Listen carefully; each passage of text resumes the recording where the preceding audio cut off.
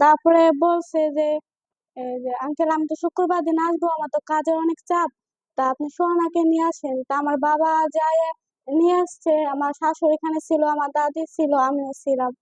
তখন আমার আব্বু সন্ধ্যার দিকে আমার আনতে গেছে। তা আমি আম্মুরে বলছি যে আম্মু আমার গলার চেন আর কানের দুলকে দিবেন না, আম্মু বলছে যে না দিব না, এই কথা বলে।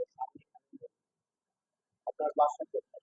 আমার বাসা রায়নগর, বড় switch gate. Raynagar switch gate, হুম। পাংশা, হুম। রাজবাড়ী। আর ছেলের বাড়ি? ছেলের বাড়ি কলেজ পাড়া। পাংশা কলেজ পাড়া। এখন আপনার মানে সমস্যাটা কি? কি সমস্যা নিয়ে আমাদের এখানে আপনি আসছেন?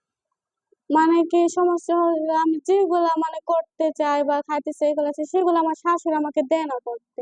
মানে আপনার শাশুড়ির উপর আপনার বেশি অভিযোগ। জি। আপনার স্বামী কি আপনার মারধর করে? না না, আমার স্বামী মারধর করে না। স্বামী মারধর করে না। মানে যত অশান্তি শাশুড়িকে করা। মানে আমি যেটা করতে চাই সে আমাকে সবকিছু বাধা দেয়। আপনার কি ডিভোর্স দিয়েছে? হ্যাঁ, সে ডিভোর্স দিয়ে দিছে। ডিভোর্স দিয়েছে।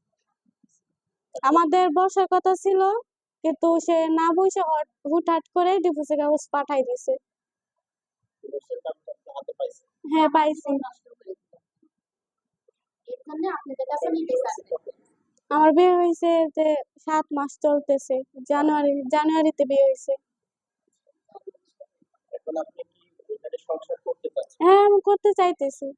মানে আপনি চাচ্ছেন যে সংসার করবেন কিন্তু তারা আপনাকে রাখবে না। হ্যাঁ।